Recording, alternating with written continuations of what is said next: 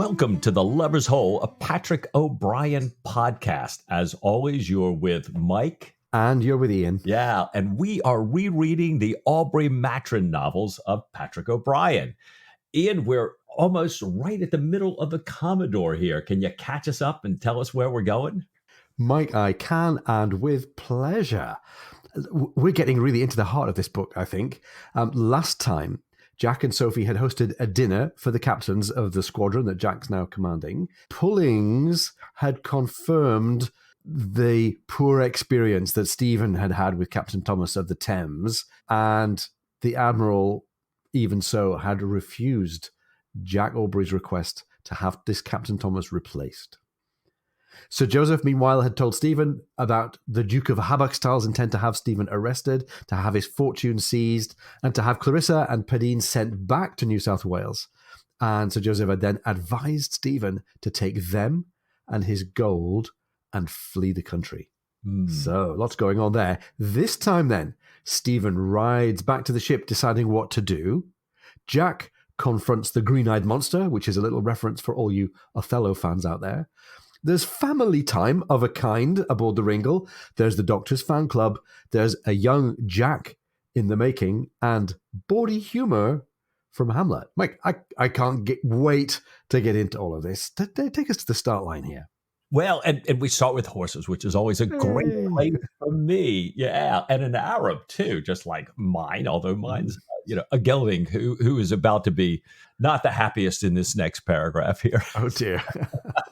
So Stephen is riding Lala, Diana's Arabian mare, and he's coming back from that meeting where Sir Joseph, you just told us about, Ian, and he's headed for Portsmouth.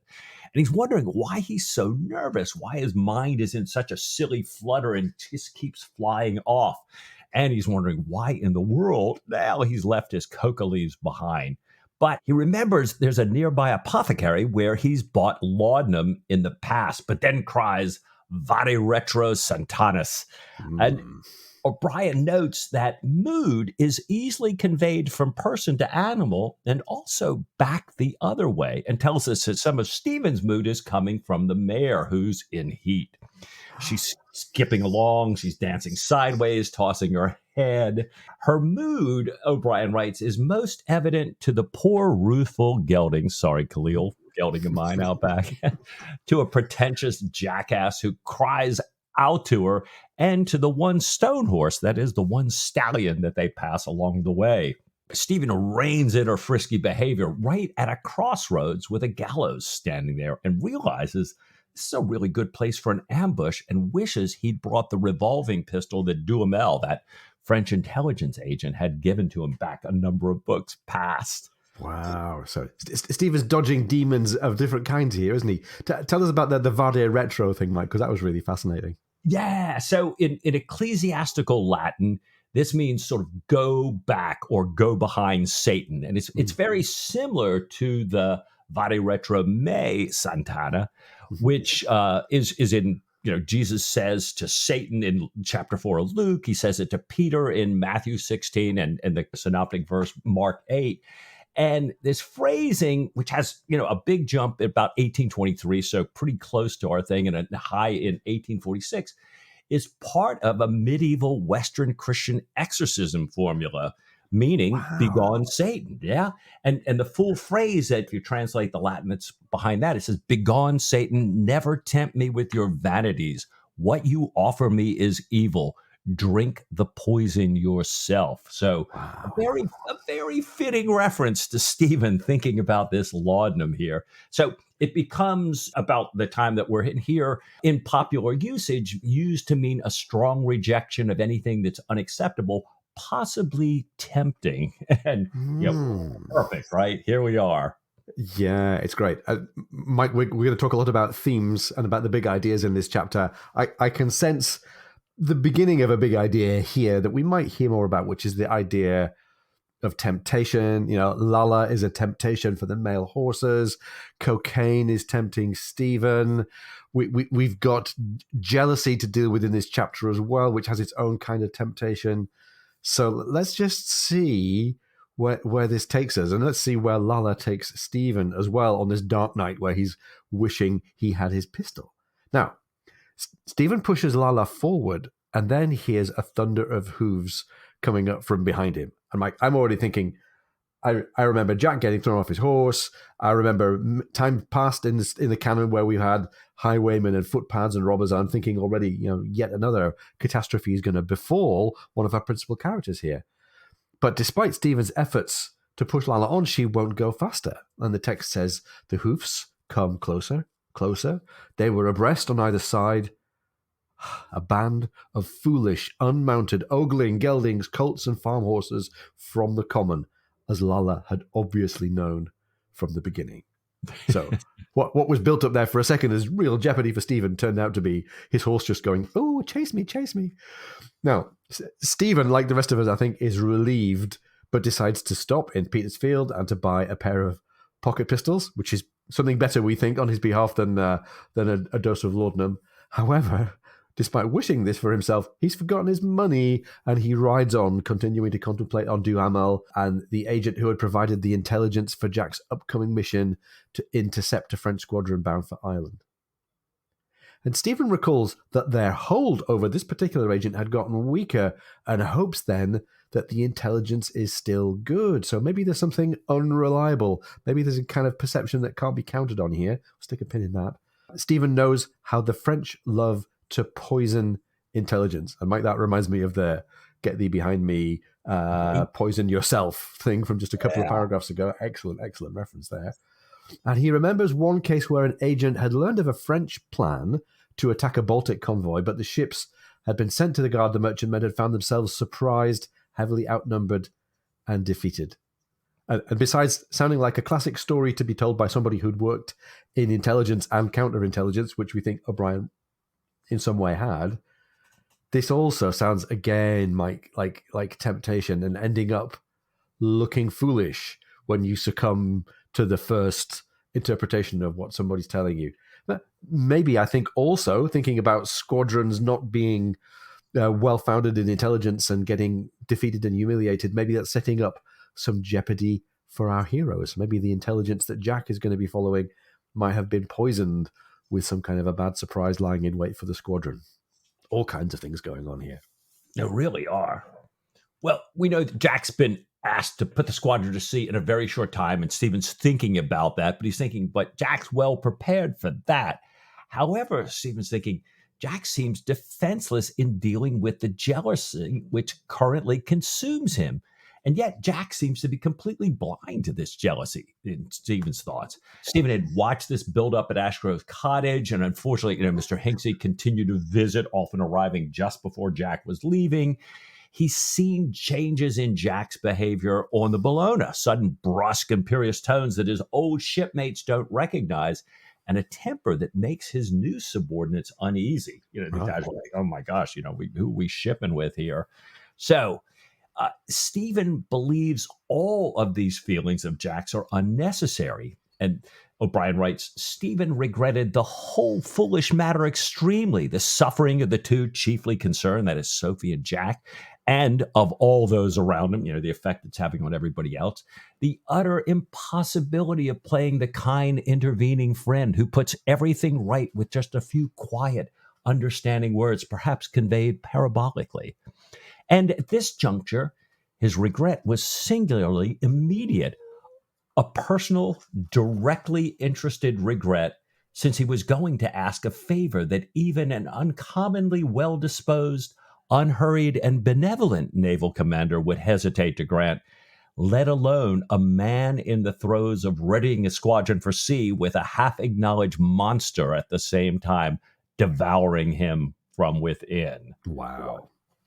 Oh, don't you love this writing? Oh my gosh. I'm reminded, one reviewer of the Commodore, when it first came out, said that this book, even more than Post Captain, kind of cements O'Brien as Jane Austen's heir on the domestic front here. Yeah.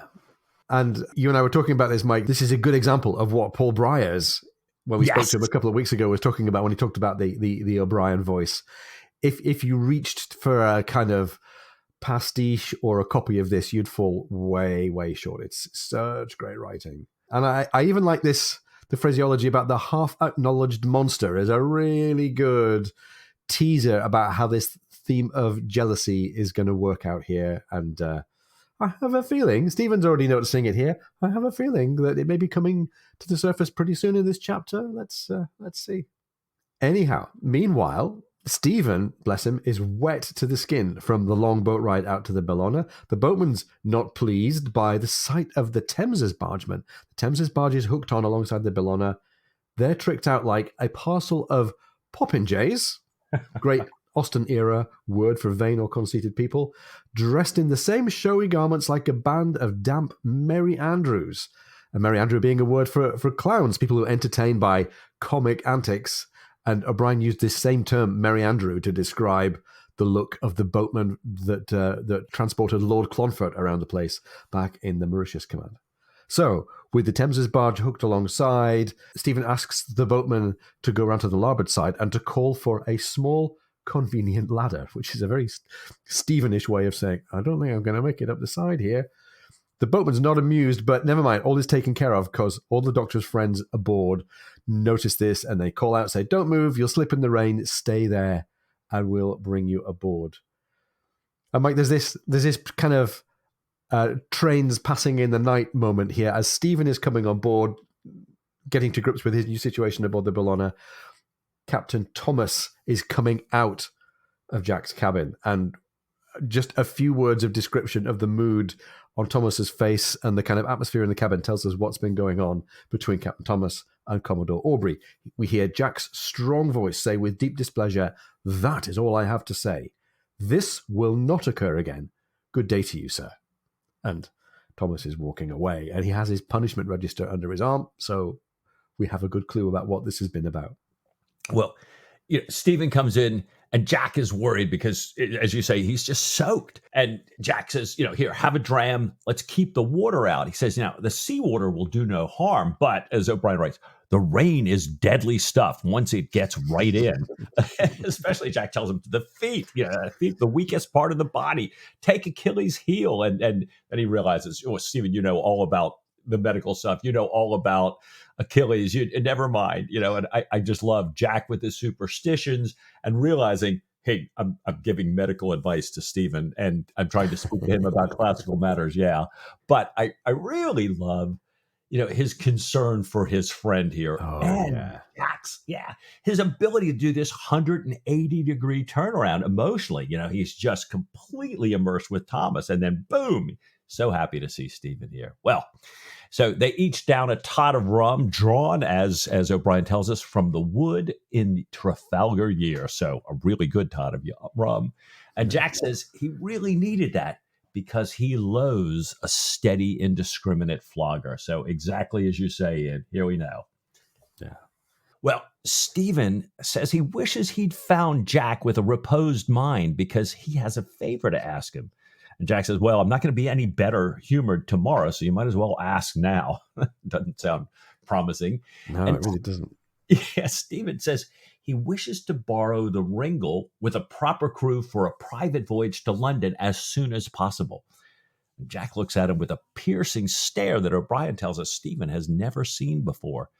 He asks Stephen if he realizes that the squadron sails on Wednesday, and Stephen says he does, but if he can't rejoin him in time, he can catch up with him, rendezvous at the Groin or at Finisterre. And he adds that it's entirely personal, this need, a private emergency call.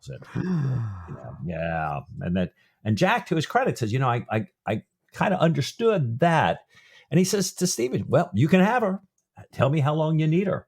And it's fascinating. He's asking Stephen about tides, and Stephen saying, I really didn't think about tides. So he calls Tom, says the doctor needs the tender. He asks for Bondin and Reed to crew her, and as discreet a set of old shipmates as Tom can think of, and Vidling with the utmost dispatch for the Burlings in case they can't make the earlier rendezvous points. So, God, Jack thinking ahead. I love this. Yeah, I love it. He's like 3/4 seamanship wise. He's many, many steps ahead. It's great. Absolutely. Stephen says he's deeply obliged to Jack, and Jack says, as O'Brien writes, there is no such thing as obligation between you and me, brother. And I'm just, boy, what a line, right? It's great. It's one of those lines that stays in my memory a lot. I was struggling to place where it was in the canon. I'm so glad to have kind of stumbled upon it here. Great token of friendship, of such a solid friendship. It's fantastic. Well, Jack's going further. And we saw him do this 180 turn, dealing with Thomas to dealing with Stephen, and I'm thinking, well, that's fine. But Jack's already saying, I'm sorry, I was actually a little bit chuffed to begin with, as he describes it. And Killick brings along a pot of coffee, and they get properly into their conversation. They're waiting for the Ringle to come across, and Jack recounts the rough day that he's had with Thomas. And there's certainly jeopardy in prospect for Captain Thomas here.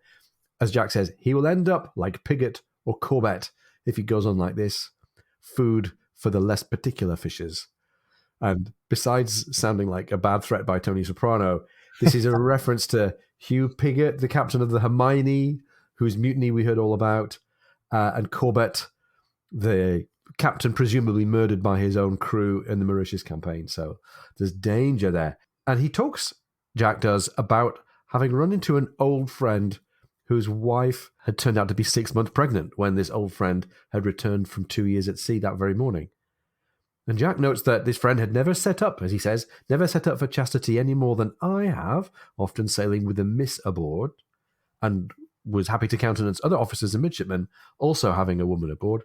But Jack said he told his old friend, I can't decently blame the wife for doing what he had done himself.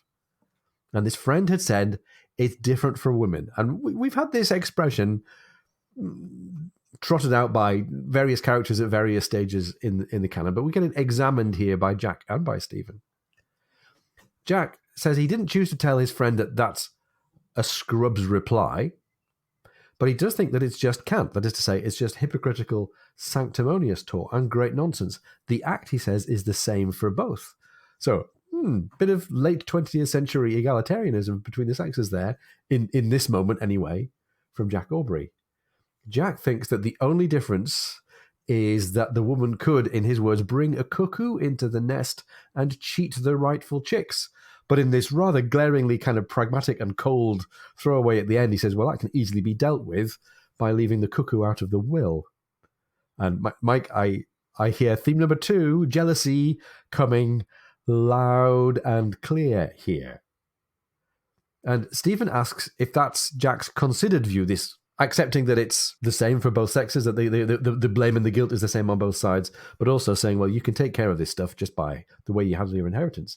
And Jack says, yes, fair is fair. And Stephen kind of honours him for the fairness of it.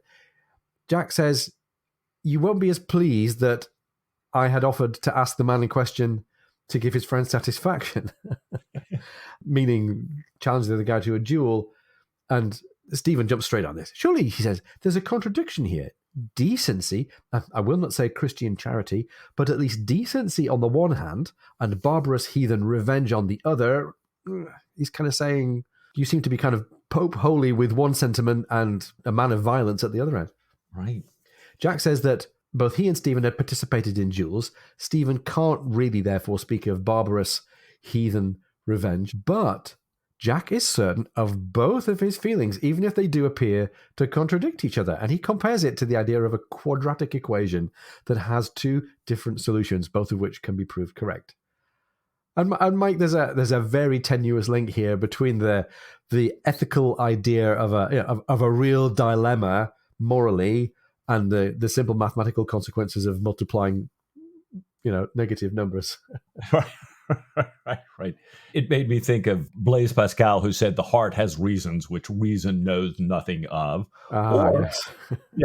Our friend Thomas Paine, back from Stephen's days in Paris there, who wrote in the Pennsylvania magazine in August 1775, women are constrained in the disposal of their goods, robbed of their freedom of will by the laws, and victimized by a pernicious system of double standards.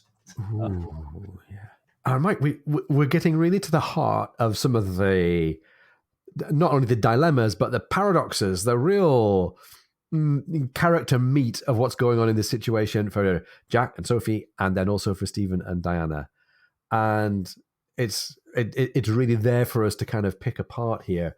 But right from the beginning of the chapter, we've had all these, in fact, I would say even earlier from the beginning of the book, we had all these really telling bits of symbolism.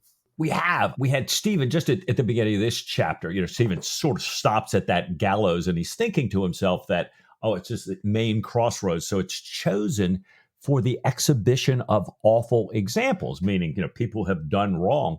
But he notes that it doesn't seem to have any deterrent effect because it's renewed so regularly that 2 pairs of ravens come from another town twice a week because there'll be fresh bodies, they know, right? So, we're talking about people and how they keep doing the wrong things here.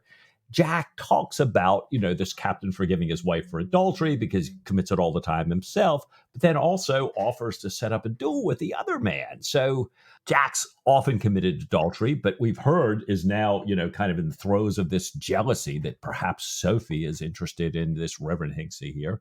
There's so many hangings, there's so many duels, but human behavior doesn't change. Is this what happens when morality attempts to go up against human or animal nature? I don't know. Wow. Yeah.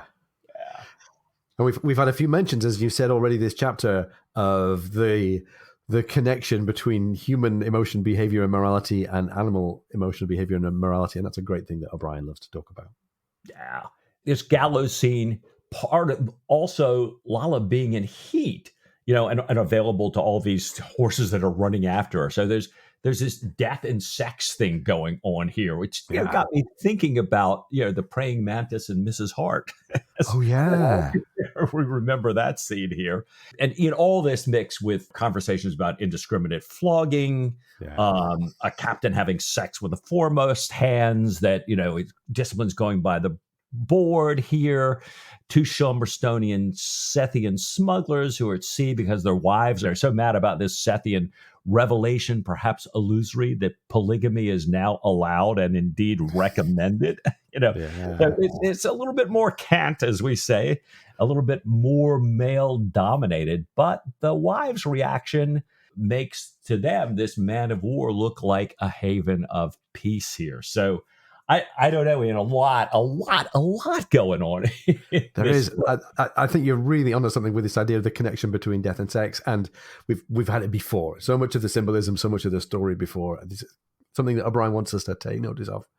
I also think there's besides the jealousy thing that we've got running and the temptation thing that we've got running, I'm looking back at this whole chapter, I'm thinking people are kidding themselves. There's some kind of self-deception, sometimes pretty catastrophic. There's a cynical side of O'Brien as well when it comes to relationships, saying there's a kind of self-deception that, if you think your partner will always be faithful, in brackets, Stephen Maturin, if you think your partner will always be faithful, you're kidding yourself. And that's something that people have tried discreetly to say to Sophie Aubrey in the past, and that's something that people have said indiscreetly to Stephen many times. Now, this lack of perspective of what's going on in your relationship is a real problem, because you're torn between your faithful self, which might be setting up to be duped, and your jealous self, the self that's dominating Jack Aubrey right now, which is going to tear you apart with paranoia. And Mike, it strikes me as I'm reading this and thinking about the comparison between Jack and Stephen. Jack has only recently discovered that he has this problem, hence the 3 o'clock in the morning violin recitals. I think Stephen has had this problem ever since we've known him. And hence, in this conversation that we were just talking about, he's the one who rapidly changes the subject onto more comfortable topics. So Stephen, noticing the dangerous ground that he's on here, and probably aware of the tie into what Jack thinks might be happening with the Reverend Hinksey, changes the subject, asks about these burlings, these rocks, these islands where they're going to rendezvous, says to Jack, tell me about them, tell me about the flora and fauna. And Jack tells Stephen why they make such a great rendezvous and recollects his time as a midshipman. There were interesting birds and bats, all this, I think is slightly false, but false in a friendly way, conversation that they enable between themselves to get themselves off this really, really uncomfortable topic. They talk about their last trip to Portugal when they'd heard that Jack's natural son, Sam Panda, had been ordained. And then finally, the conversation starts to wrap up when Reed comes to report that the tender is hooked alongside. And Stephen, ever the intelligence agent, grabs a considerable sum of money and his coca leaves and his revolving pistols. All of them get behind me, Satan, and tells Jack on the way out to mind his bowels, which is a great throwaway line. Yeah, I do love that. Well, Stephen has had, O'Brien tells us, this sense of hurried urgency ever since he had that chat with Sir Joseph, in the woods there. And the Ringle fulfills this urgency beyond his hopes. O'Brien writes that she moves with a curious fidgeting motion like a horse held in, dancing on his toes, eager to be off. She's flying even faster when Stephen comes back up on deck later. And Reed, Bondin, and two Shelmerstonians, Mold and Vaggers, the two most successful smugglers, well respected, well versed in sailing topsail schooners, are discussing whether to add a weather studding sail. Now, I kind of alluded to this just a minute ago, Ian, that they're not sailing with Captain Aubrey because they need the money. They've made and preserved their futures.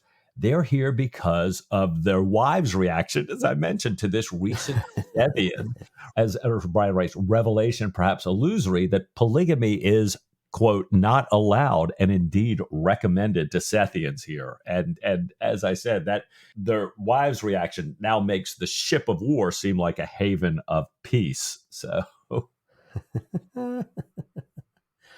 Well, it's I don't think it's going to be peaceful for many of the men in this the situation here. The Sethians themselves maybe are a bit prone to self-deception. This polygamy thing. What you think that having lots of wives is going to free you from the burden of jealousy and unfaithfulness? I'm not so sure. Yeah. It sounds a little bit more like the patriarchy on steroids to me. Yeah, indeed. Well, the sea gets up, and we know that Ringle is quite a skittish kind of a craft, and Stephen is thrown up against a carronade.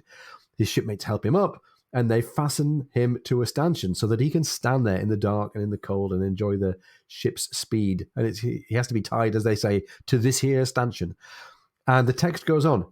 And so, fast to that there stanchion, he stood hour after hour, and while one part of his being lived in this great gushing stream of air, with the dead white bow wave flying out, flung wide on his right hand, and the black, pale-flecked sea racing close below him, the whole in a vast and all-embracing medley of sound, the rest of him peered into the immediate future with all the acuity and concentration that he could bring to bear. It's, again, Mike, it's really great writing. Mm-hmm. And like so often, really great first-person descriptive writing about the situation aboard ship there. He reaches to Stephen for his pouch of coca leaves and stops himself. Another little get thee behind me moment here. But he couches it in terms of thinking, I'm going to save the coca leaves for a more exigent, a more pressing crisis. But he doubts his decision. He says, I fear it may be superstition, the passionate desire to succeed, overwhelming reason entirely, leaving mere sophistry behind. And reason being absolutely Stephen's kind of intellectual guiding star, him doubting that says to us, I think, that all this information from Blaine about the court case and the Duke of Haberstall has clearly got Stephen rattled. Now, Mike, I just want to track back to the beginning of this paragraph or two here. This here and that there. We had it all the way through the canon. I went into the text lookup. I just looked for the phrase this here, and it's all the way through the text, always in dialogue, often light-hearted dialogue attributed to the lower class members, the uneducated members of the crew. And it's, I think, one of O'Brien's favorite ways of coloring the speech of uneducated people, but in a positive and a light-hearted way.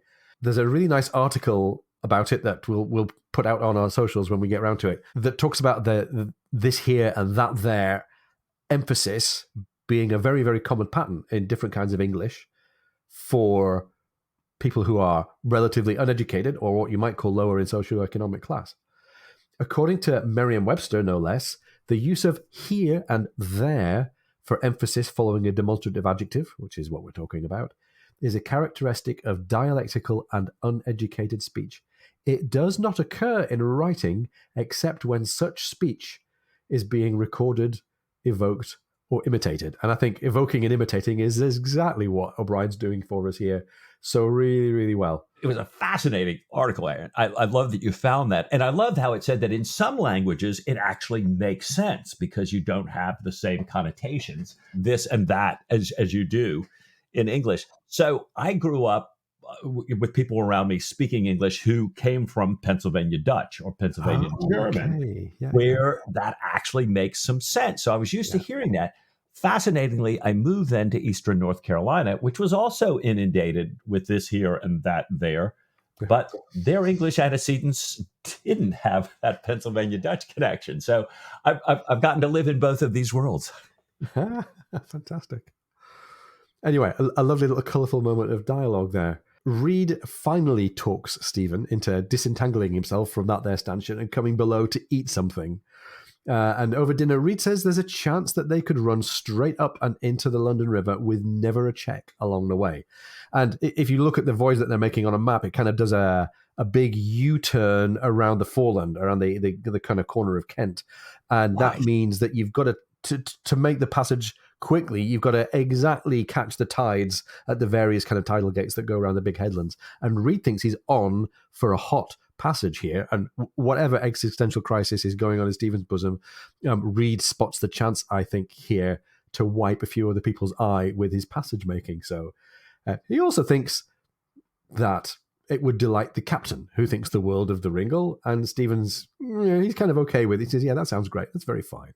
Well, Stephen wakes in the morning to the clink of china and the smell of breakfast. And Vaggers tells him that they may just catch their tide, the thing you were just talking about, Ian, that, hey, this is looking good here. Reed's on the deck looking at all the convoy ships, windbound in the Downs. So they're going in, but there's a lot of them trying to go out here.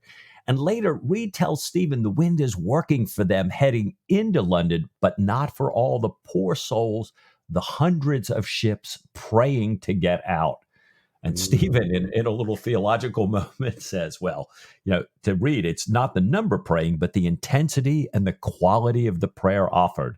And the text says, this is Stephen's words, purely mercantile considerations cannot expect to receive much notice in heaven. So for all of you prosperity gospel fans, Stephen would have something to say about that. But, yeah, Reed says, I'm sure you are right, sir. Nevertheless, Reed rehearses the names of the guardian men of war waiting to get out, O'Brien writes, unconsciously using a tone of voice more usual at the altar. So I love this reverential moment for Reed with the guardian men of war. He's like, Lord, please let these guys get out. We need them. Oh, it's great. This is a portentous piece of geography as well. We've been to the Downs, this anchorage off the Goodwin Sands near to Deal in Kent, only a couple of times, most significantly back in Post Captain when there was all the intrigue with Jack and Stephen and Diana and the duel and the falling out. So I think that's kind of auspicious. I think we're meant to notice that. Yeah. So after dinner, Reed tells Stephen that they're now within the estuary of the Thames. So they're like 60% of the way around their big U-shape voyage here. By the time they get to the Nore, which is one of the big headlands at the entrance to the Thames, they can even tell Stephen that they've caught their tide as Mould, who's their best Thames pilot, takes them through. Mould says he denigrates Greenwich as they go past Greenwich. A beautiful place, obviously site of all of the old Naval College, all these beautiful Regency buildings there would have been visible on the shore at Greenwich just as they are today. Mould's not having any of it. He says they take money from sailors. And Stephen replies with a line from the Canterbury Tales, and Mould goes a bit further and refers to shrews in Greenwich and picks that up as a reason to complain about his wife. He talks about her as her having an ignorant, illiberal, worldly rejection of the plurality of wives, the polygamy thing that we were just talking about, citing all these biblical references all the way back to Abraham and Solomon and Gideon. And the rant is finally cut short when a small barge, skippered by an idiot boy, cuts in front of them and disaster nearly ensues. They finally get into the Pool of London. They anchor just before supper. Reed looks at his watch and laughs out loud. I think he's had a good time with the record-breaking passage here. Well, Stephen heads ashore after he takes a few minutes and celebrates this wonderful passage with Reed. But he finds that his attorney, Lawrence, was certainly not expecting him this quickly and is out of town. So Stephen tells the clerk that, they can find him tomorrow at the Grapes or his club.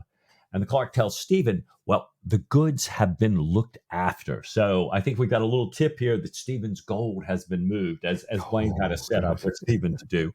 Always a good idea. And Stephen, meanwhile, heads for the Grapes. He has a good breakfast the next morning with Sarah and Emily, having learned the night before, talking to Mrs. Broad about how happy they are there. So we're glad to see them doing well. And later that day, he sees Mr. Hinckley, Reverend Hinksey, at the pianoforte warehouse, and then goes to dine with him at Black's. Oh, I wonder what Jack Aubrey would have to say about Stephen Maturin having a little cheeky dinner with Parson Hinksey here. I take a dim view on behalf of Jack. There you go. Right. Jack's, perceived rival here. Well, we kind of leave that behind and we join Lawrence, so very glad to see Stephen and so happy that he's taken, Lawrence's advice, Pratt's advice in this, what he calls most disagreeable and potentially dangerous situation he's ever known. He says there have been violent, murderous disagreements between the criminals the Duke has employed. Lawrence tells him that Pratt has had all the gold packed into cases marked double refined platina and stored at a lead, brass, and copper warehouse on the Thames until Stephen can carry it away. So I thought this was kind of interesting. I thought, platina, little silver? Okay, back then this was considered a nuisance while mining for gold. Today, platinum wouldn't be necessarily the smartest thing to mark on boxes you're trying to hide. No. If anybody's heard anything about catalytic converters. Yeah, exactly. Depending on where the world's uncertainty index is, platinum is oftentimes more valuable than gold.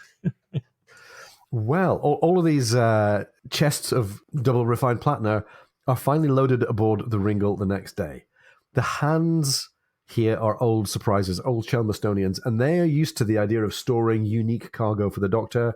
We've had in the past, what have we had? We've had giant squids. We've had odd, learned and scientific and political tasks done for the government. But they are a bit surprised by the bruisers and the former Bow Street runners that show up to help to load all of this treasure, obviously with the help of Pratt here.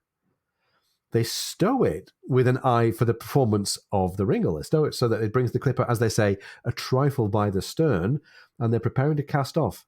As they do this, they find that Mould is missing, and Bonden sends to get him. So he's sent to a place on a street aptly named Bedmaid Lane, and the message goes, you should tell him that the Marquis awaits his pleasure. And one of his shipmates remarks, that old Mould, he can't leave it alone. And we finally get Mould coming back on board here, glum, penniless, and anxious about the possible outcome of his repeated joys. Yeah, so who's deceiving themselves now with their short-term pleasures, hey? Well, Mike, we've had breakfast and we've had pleasures of a different kind for Mould. I think it's a good time to give our listeners a choice and say, step away for a moment, take a short break, take whatever refreshment your body needs, and we'll be right back with you. If you're enjoying the podcast, please come and join our supporters on Patreon. Go to patreon.com/LoversHole.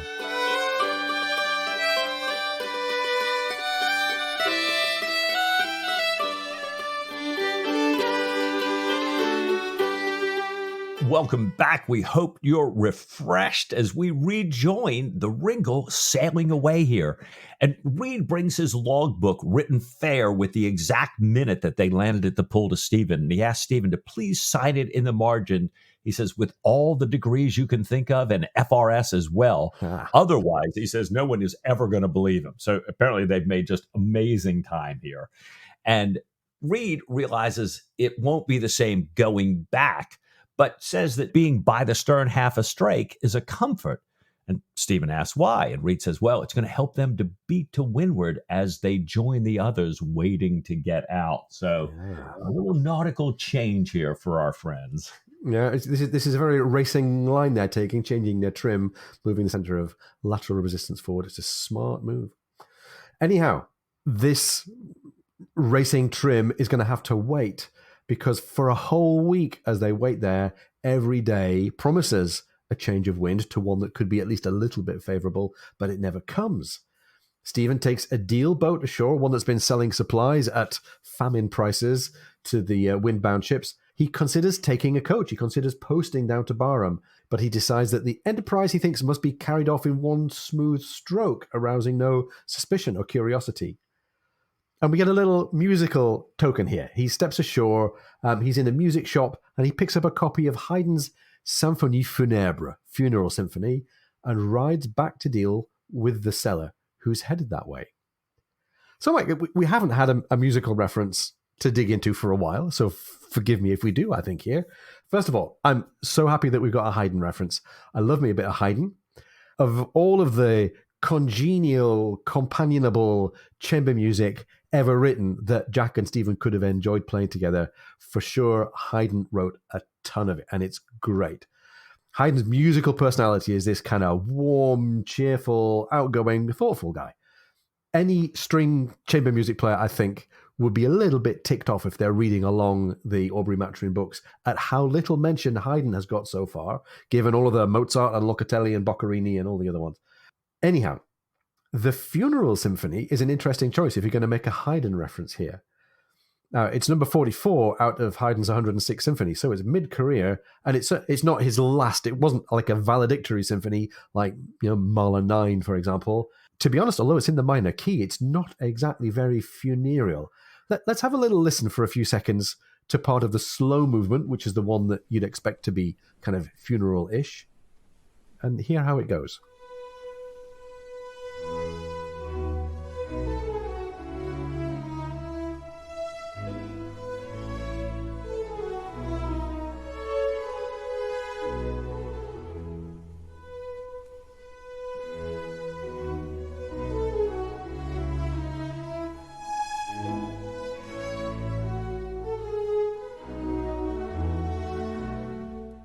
So it's nice, but I don't think it sounds like music to accompany existential angst and dread or personal catastrophe. I think it's quiet and gentle and contemplative.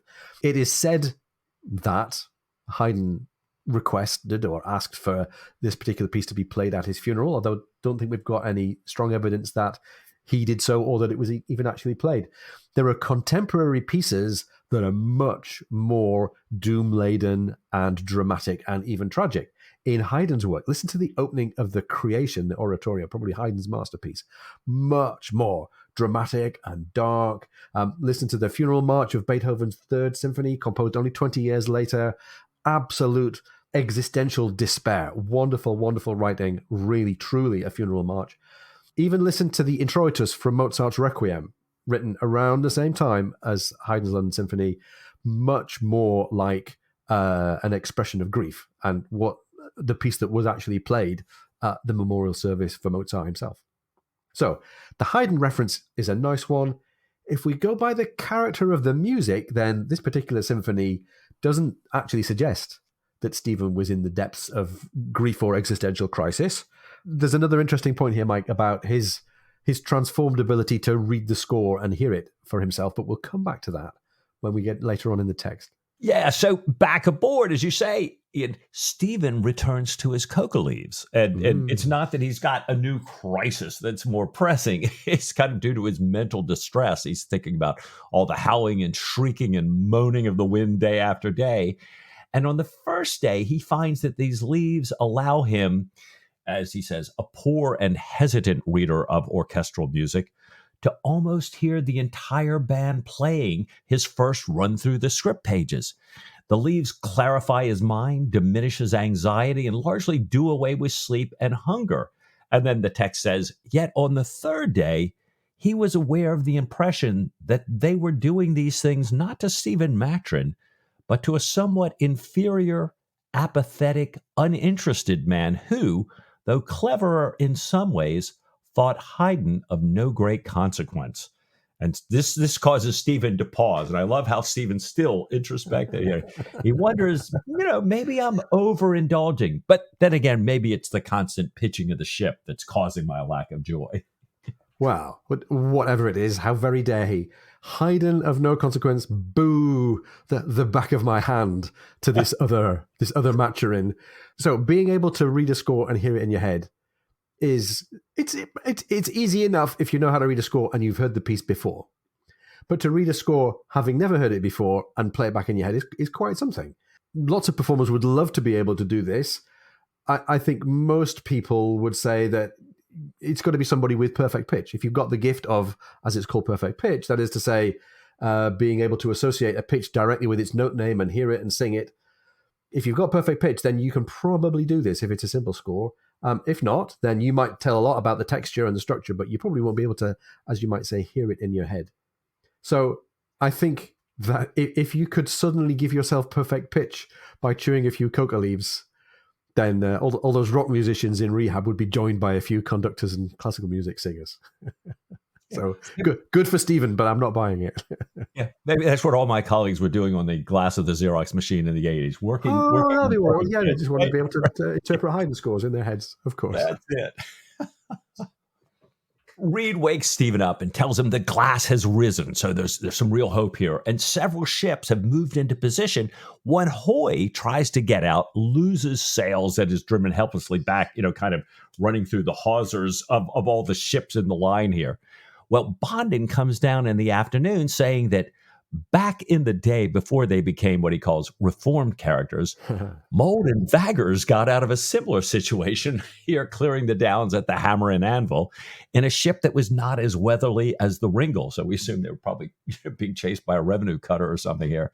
And when the weather gauge turns half a point in their favor, the way that Bondin had described it, Reed calls for him. And he asks them if they can pilot the tender through the passage. They say, well, if everybody can look sharp and they can beat the ebb, which starts in half an hour, they think they can do it. Well, the Ringles do look sharp, and they're ready, as they say, to show the lubbers in the downs how seamen of the better sort dealt with situations of this kind. And as they come closer, they see what gives this shoal its name. A roller breaks on the right side, sending up a column of water, the Hammer. And at low tide, with a falling wind, this column is flung across a 20-yard channel, falling on the other side, the Anvil here. And just after that, there's a dogleg that absolutely has to be judged to the yard. So, everybody's tense. They're navigating the Ringle here, and they stay to perfection, clear the narrows and the downs. And the text says, and now, for a craft as weatherly as the Ringle with plenty of sea room, it was only a matter of a dozen long reaches for home. Excellent work. A little round of applause there for the seamanship aboard the Ringle. And being trimmed by the stern, turns out that was a great move. Now, the scene switches rapidly then to Stephen making it to the dining room in Barham. Stephen walks into the dining room, now fully recognizable as himself, and all bad thoughts about Haydn banished because he's managed to wind down his coca leaf doses. Clarissa is shocked, surprised to see him, offers him food, tells him that all the silver that she has on display on the table is to celebrate the day that she had left New South Wales, which is a little bit ironic because he's about to say, you're not as safe as you thought you were. He takes a glass of wine to celebrate and then says, you need to pack and leave within the hour. Now, this all starts to take shape. Bridget and Padine run in, with Padine trying to say chaise as Bridget cries out, horses, in English. And they see Stephen and they fall silent. And that's a nice moment. A little connection here, that she's got a connection not only with Padine, but that she recognizes her father. Padine takes Bridget over to Stephen, and she says in Irish, God and Mary and Patrick be with you, my father, holding up her face to be kissed. And Stephen says, we're all going to Spain, the joy and the delight. And she's been eating this pudding, a quaking pudding, and offers a piece to Stephen, which is very, very sweet again. By the way, quaking pudding, it's delicious. It's a bit like a custard tart without the crust. There's a great recipe for quaking pudding in Lobscouse and Spotted Dog, if you're of a mind to try and recreate this moment here. Now, Stephen thinks for a moment about just how much he values Clarissa as she finishes what she's eating, which is a boiled egg. She never asks a question. He really appreciates that about her. She's ready to leave everything at a moment's notice and had probably understood the essentials of the situation as soon as their eyes met. Bridget, on the other hand, leaves him astonished, at an enchanted loss with all of this fabulous progress that she's made. He had hoped and prayed, he had lit candles to saints for some sign of perceptible progress, and here she is all at once living an outward life. And Mike, it's beautiful. It's very touching. Not 100% with it, to be honest. We'll talk about that later. Right. But isn't it great? Isn't it great that in this moment of despair and upheaval, he can see that she's got the lights on, as you might say, with her communication with other people. Yeah. Well, Bridget asks him in Irish if he'd like to be shown the Chasen 4. And Stephen says, well, it's still warm where he just rode up in it and that they'll all be leaving in it within the hour. And she's delighted. She asks if she and Padine can sit on the little seat high up behind and, exclaims her happiness at the whole situation. Clarissa, pokes her head back in, asks one question about the weather in the Spain, and is off packing. Stephen is seeing to the servants' wages and setting that up to talk to Mrs. Aubrey going forward. And with Padine and Bridget up and behind, they take off. And Stephen, sitting alone with Clarissa in the coach, is asking if she'd like him to explain the situation. And she says, "You bet." She and Padine have been betrayed, right? And she says, she realizes this because people have been watching them. They've been talking in the village here. Well, Stephen says he's convinced that their pardons are going to come through, but for right this minute, they have to get out of Stephen's enemy's reach. And he says he also would like to have Bridget under Dr. Laird's care, but says the change in her is one usually associated with miracles alone, as you noted, Ian. Yeah. Very miraculous, this change here. And Clarissa says that nothing, has ever given her more happiness than watching Bridget open like a flower, first in Irish and then in English. Now, Stephen says he's sorry that the Spanish she'll be learning when they go to Spain won't be Catalan, because they'll be staying at a Benedictine house in a villa with his aunt is the abbess there. And I love, we had a little reported speech of an Aubreyism when he's saying, well, she won't be learning Spanish. He says, but as Captain Aubrey often says, you cannot both have a stitch in time and eat it. So, we couldn't, even though Jack's not here, we can always throw in an Aubreyism here. And Stephen's telling her that a number of the pensioners there are English of old Catholic families or Irish. And he hopes that Padine will stay with them as their servant and, as he says, a source of springing life for Bradine. Now, Clarissa's life, he says, is going to be dull there, but safe. And she says that's all she can ask for. Yeah. Wow. It's great. It's great that he can do this for them. Just in case we had forgotten, there's another relationship at issue here, and that's the relationship between Jack and Sophie. And I'm really, really struck by this next paragraph. This is a real big moment for me. They get close to Ashgrove Cottage, and Clarissa asks if they'll have time to take leave of Mrs. Aubrey. And she says she doesn't want their leaving without a word to look like a low-minded resentment. And Steve says, well, we have to keep going. There's not a moment to lose, as we keep saying. And he repeats resentment with a bit of a questioning tone, like, what's going on here? And Clarissa tells about this episode when she had invited Mrs. Aubrey, who had written to her with news about Clarissa's pension from Captain Aubrey and had asked if she might call. Clarissa had planned a dinner inviting Dr. Hamish and Mr. Hinksey, him, and Clarissa, had worn her best outfit, the crimson silk that the captain gave her for her wedding dress. What is it, 3 books ago now? Right. When Mrs. Aubrey arrived, she too was in a dress of the very same material. And Clarissa is sure that Mrs. Aubrey believed that the captain had given it to Clarissa for services rendered, and, to use her phrase, that she'd come off with the fag end of his mistress's leavings. And here we go. This is the heart of the jealousy, the problem that lies now between Jack and Sophie. And it's a real heart sink moment for me. Sophie's always, I thought, been able to see past. She's always been able to be the kind of steadfast one in the relationship. And she's also the one who's got the green eyes descending here. Not entirely without reason. Right. But both of them, Jack and Sophie, are short of insight here. They're both deceiving themselves a little bit, I think. I love, though, the way that O'Brien had planted this scarlet silk for us a long time ago and had kept it in our consciousness in little drips all the way through the last couple of books. And this is just one of those head-shaking, aye moments for me. Yeah, I couldn't agree with you more, Ian. I mean, brilliantly done there. And aye. Yeah, because it's the stories we tell ourselves that really do us in here. Well, Then we have another interesting thing, and we talked about this. I'm sure we'll talk about it at the end of the chapter. That they now can see the sea from the coach, and Bridget is thrilled. Seeing it, she's thrilled. When they get there, she runs into the water, grabs some seaweed, runs over to Bondin, offers her hand, and says, "How do you do, sir?" So, I mean, this is like complete night and day difference from this little girl on the spectrum that we saw not too very long ago. And the boat's crew welcomed her with infinite benevolence, it's written. And they seat her right up front on a folded jersey. Reed welcomes Mrs. Oakes. So we've got some old shipmates back together again here.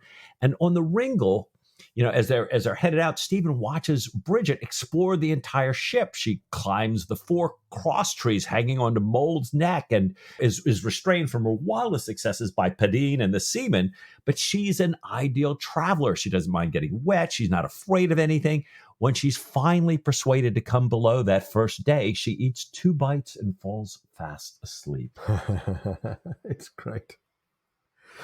Well, having had a slow start to the journey to begin with, things are picking up now for the Ringle.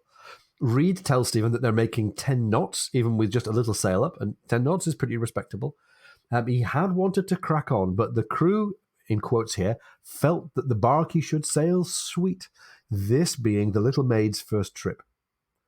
And he's pretty certain that actually cracking on wouldn't bother her a bit. Now, Stephen and Clarissa and Bridget all are sound asleep until well after the sun is up. And Reed reports to them that the Commodore ship had exchanged signals with the offshore squadron on Thursday morning, sailing southwest. So we're not too far behind. They realize that they've got no milk for Bridget, which is apparently what kids eat for breakfast. So they feed her with skilly gilly, thin oatmeal with sugar and butter. And Bridget, who's in love with everything about being aboard ship and life aboard ship, is absolutely in love with this, says it's the best dish that she's ever had, and skips around the ship singing about it until dinner, when she had the Thursday dish, traditionally, which is salt pork and dried peas, thankfully swerving her allotment of beer, at least for the time being. Bridget really, really loves the ship. Stephen shows her porpoises and petrels, and Slade and the Shelmastonians are really in love with her as well. He says, she was born with sea legs. And Bridget says, I'll never go ashore again. Which kind of sends us like, oh, it's Sarah and Emily. She's back on the ship. She's with her dad. Everything's well. And I'm thinking, gosh, this is great. Well, Stephen finds Padine fishing for mackerel one morning long before dawn. The ship has lingered closer to the shore of Spain because of this great fishing. And Stephen notes that Padine appears not to have gone to bed. And Padine says he started thinking of the informer that had betrayed him and Mrs. Oakes. And then he kind of lost all ability to go back to sleep when he thought about this possibility of going back to Botany Bay. And in a lightning flash, they see the coast of Spain right there. And Stephen tells him once he sets foot in that country, no one can send him back. And that within a year, Stephen will have his pardon. He's, again, sure of this as he tried to convince Clarissa here. And he asks Padine if he will look after Bridget and Mrs. Oakes at this convent that they're headed to, saying that if he looks after them faithfully for a year and a day, Stephen will give him a small farm he owns in Munster with 17 Irish acres, a house, cows, an ass, pigs, 2 hives of bees, and the right to cut turf on the bog. And having told him this, he asks Padine if he's content. And Padine says that, yes, he is content, that he would look after Bradine for 1,000 years and a day for nothing at all. But he would love some land. And, Ian, this is my heart is melting here, right? Oh, it's a lovely moment. It's a lovely moment for Padine because he's, with all of this psychodrama and expectations and self-deception amongst everybody else, he has no expectations of life here. He's just trying to make his way. He's in no way a jealous person. And it's great that we get this moment of generosity for him in amongst all of the gloom and disaster that's happening to all the other adult characters here. But he talks in this really charming way about his grandfather who'd been a smallholder. They talk about the joys of farming until finally day breaks, and Bondon calls all hands. They run aft, beating on the hatches. This is not one of those good all hands calls. There's a problem, because half a mile astern, there's a long, low, three-masted black lugger, heavily armed, heavily manned, making sail to catch up with the Ringle. Ooh. And Stephen can hear the hands talking. This, we learn, is a French privateer, the Marie Paul, a fast ship. Revenue cutters haven't been able to catch her. Her master, Francois, is known to be, in the words of the text, a right bastard. He spares no one, and he has a 9-pound chaser in the bows that they serve most uncommon well. And everybody's looking grave. So, Stephen looks around. There's Cape Vares running north into the sea a short mile ahead. It looks like they're not going to be able to clear the cape without going about. And if they do, they will then be boarded by the lugger coming up fast, this lugger filled with men. The Ringle's making 10 knots, so she must either run into the cape and go aground in 4 minutes, or go about and fall into the clutches of this privateer. As the minutes pass, Stephen realizes here just what his fortune lying below means to him, to his daughter, and to 1,000 aspects of his life. And Mike, we've had, I think last week, a little mention from Stephen of how his life is changed, sometimes because and sometimes despite of this money. He says he can't imagine here that it would mean so much to him, or that he would prize it so much. So straight away, Mike, our heart is beating. Once again, black privateer coming out of the murk. Where are we going to end up here? It is. I'm just like, oh no, I was so happy. Well, Stephen doesn't know quite what to think. In his situation, as you said, Ian, it's impossible. And he looks at the men at the helm, and Reed, who's got his back to him, seems to feel Stephen's look and turns around and glances back at Stephen. And the text says, the young man's expression had something of that happy wildness Stephen had often seen in Jack Aubrey at times of crisis. And smiling, he called, "Stand by, doctor, watch out," adding some words to Slade about a biscuit. Stephen, I think, doesn't know what to think here. He watches Reed and Bondin. They've got their hands on a triple-turned rope and the tiller, and they ease the helm alee and still more alee. The text says, Stephen saw the dreadful shore of the Cape, now so close, racing away to the left. He saw its seaward ends appear, just clear their larboard bow, at 10 yards perhaps. He heard young Reed cry, "Toss it hard!" Slade flung the biscuit, hit the rock, and in a roar of laughter, they were passed round into the open sea. Oh. Man, here's Reed. I'm just seeing this young Commodore Aubrey here, this guy who wanted to please Jack with the Ringle sailing quality, and now exhibiting so much of what he's learned from Jack, this cunning, this expression of wild happiness. And I have to admit that I always conflate in my mind Reed and Mr. Blakeney in Master and Commander, the movie. Yeah, indeed. What are the guys that I just love so much? So, this is just a wonderful moment for me. Oh, it's great. And again, this is another one of those moments that I've got in my memory, and I couldn't have told you which of the books it belonged in, but I was super happy to come across it. You can see it coming a couple of paragraphs ahead. It's a really great moment. Now, the lugger that's been chasing them, unable to weather the Cape, fires one ineffectual gun and tacks herself, thereby losing her prize. She chased them for hours, but by noon she was hull down in the east, hopelessly outsailed. The crew aboard the Ringle was in good humour, constantly reminding each other that they had weathered old Cape Vares within biscuit toss. And soon after that, they opened up the port of Corunna, also known as the Groin, which was one of their kind of waypoints on the way to their rendezvous with the surprise. Now, I love this moment, and also like the fact that it was nicely foreshadowed for us. The little smart windward sailing bit that they had done to get themselves out of the Downs was a nice little trailer for the skill and the sailing quality that was going to help them get out of this particular scrape. Now, Mould, who is obviously feeling on a bit of a high here, brings Stephen into his confidence and says, I know a dead honest party ashore here in Corunna who can land the cargo discreetly, because this is where they used to come for uncustomed brandy. And Stephen says, well, this time I mean to land all of the treasure legally, but thank you in any case, he says to Mould, for your offer. And he and Reed go and speak with the port authorities. They declare the treasure. He's going to deposit it in the Bank of the Holy Ghost and Commerce, who had shipped it to him originally. It's minted in English guineas, so it's exempt from duty.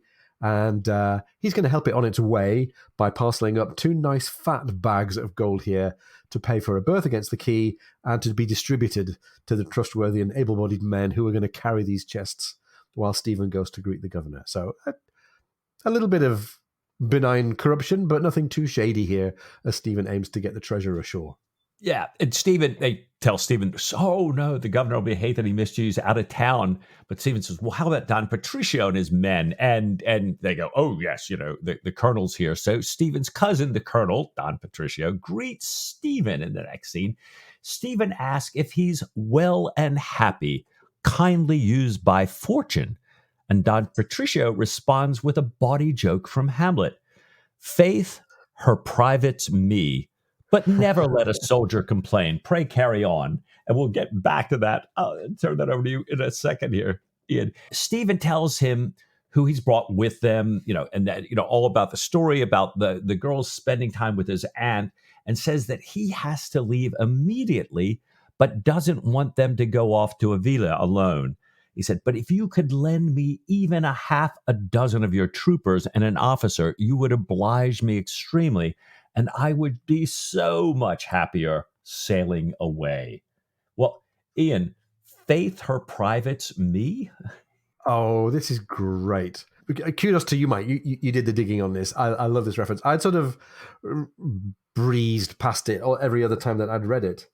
So this is actually a more or less quote from Hamlet. Act 2, Scene 2, Hamlet is trying to figure out who Rosencrantz and Guildenstern are and asks them how they're doing. And Rosencrantz says, on Fortune's cap, we are not the very button.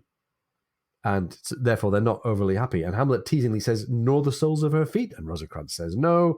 And Hamlet extends the metaphor a bit, saying that if they're not the top or the bottom, then they must be at the very middle of her. And Guildenstern says, faith, her privates we. And that's a play on words, right? They are her privates, her private soldiers, but also they are her secret parts, and therefore making the allusion to fortune, good luck as a strumpet. And there are some funny video explanations that we can share on social media later on as well. So what he's really saying is, Faith, I am her either low-ranking foot soldier, or I am adjacent to her private part. So he's trying to say, yeah, not so great, mustn't grumble, but he's not English, so he can't say mustn't grumble. He's got to find some other funny way. It's a really great allusion. Great job digging it out. Kudos to O'Brien for that nice connection there to Hamlet. So, besides being a little bit downbeat about his fortunes, Mike, how is the Colonel, and is he going to be able to help us out here? Well, the text says, the Colonel obliged him extremely, but no one looking at Stephen's face as he stood in the Ringle's bows, watching 8 horses draw a lumbering great coach up the hill behind Corona, with a cavalry escort before and behind, and 2 hands waving white handkerchiefs, waving and waving until they were lost in the distance, would have thought that he looked oh so much happier. Ian, this is it's kind of a sad place, but I'm thinking end of chapter, but it's not, is it? No, it's not. There's one more thing. Reed, in an embarrassed and compassionate voice, seeing the disconsolate look on Stephen's face, says they're about to cast off. But he reminds Stephen that you haven't told us the rendezvous, and the Commodore's not here, so where's our next rendezvous? And there's this moment of, catching your throat. Stephen can't remember. Did I not? Asked Stephen. He pondered and pondered again. Jesus, Mary, and Joseph, he murmured. I've forgotten its name. The word is on the top back edge of my mind. It eludes me. Petrel's nest there, perhaps puffins, bats, a vast great windy cave, somewhere out in the sea. Island? I have it. The Burlings. The Burlings it is on my soul. Thank heavens for Stephen's memory of his friendly chat with his particular friend, Captain Aubrey. Thank heavens for the Burlings. Wow, Mike. What a way to end a chapter, and what a chapter. Yeah, for sure. I'm glad we didn't leave Stephen, sadly watching them. I'm glad Reed picked him back up again here. Yeah. Oh, my gosh. Well, Stephen decisively makes his getaway with no questions asked from Jack. Jack is helping him. The surprises who love him there. We've got this miraculous progress for Bridget here, which, has me scratching my head just a little bit. Yeah, I mean, I'm in two minds about this. That on the one hand, it's very happy and it's a great release for Stephen, and it's a great kind of light tone, a happy tone in a chapter that's full of all this other interpersonal kind of doom and disaster. So on the one hand, I really like it, and I'm punching the air that Bridget is not only connected to the world, but also loves to be at sea. But on the other hand, I'm very slightly not quite there with it. It seems a little bit miraculous, a little bit magical. All of the other instances of children aboard a ship have been charming and relatable and, realistic sounding. Young George, first time on the deck of a frigate, needing to go. Sarah and Emily having their protest sit-in in the main top. But Bridget's first voyage just seems to be in this kind of golden halo. And maybe that's how it was meant to be. But maybe there would have been more to be had. I don't think Stephen's done any actual parenting in this moment. And Sarah and Emily got to travel the world with him. Bridget gets put ashore in Avila, having just said she wants to spend her life aboard a ship. And okay, there you go. You're off to the convent, Right. You're, the flower of your daughter is opened up. You finally have her back. You're going to be looking for her mother at some point. Well, head you to Spain. See you, bye. Yeah. Oh my gosh. Well, I love the potentially happily ever after ending for Padine, with his heart always as big as all outdoors. We had that bit of jeopardy with the French privateer, and I love, Reed as a young Jack getting them out of it with help from Bondin and the smugglers. And there was so much writing in this chapter. The scenery, dialogues, characters, definitely. O'Brien doing what he does well. We couldn't obviously put it all in here. It's fabulous.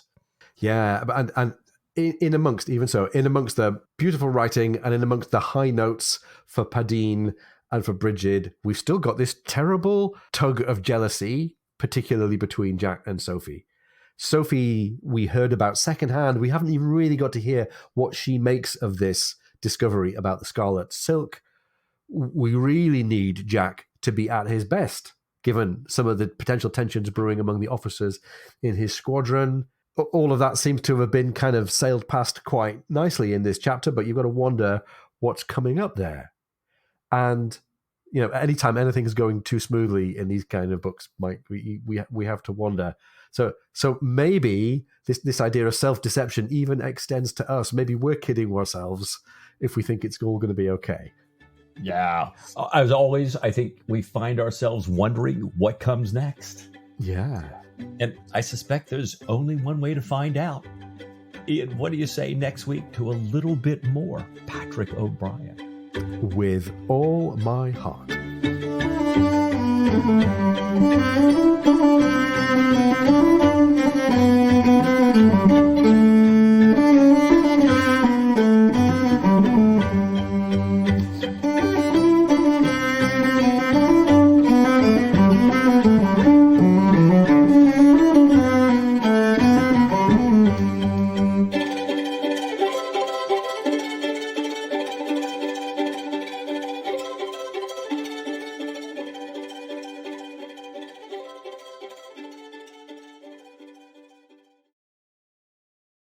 Left his coca leaves behind, but he remembers there's a nearby apothecary. I knew I was going to do that. There you go, Sam. Boom. It's a record. Oh my gosh. He remembers 3 minutes and 18 seconds. Apothecary. Second time's the charm.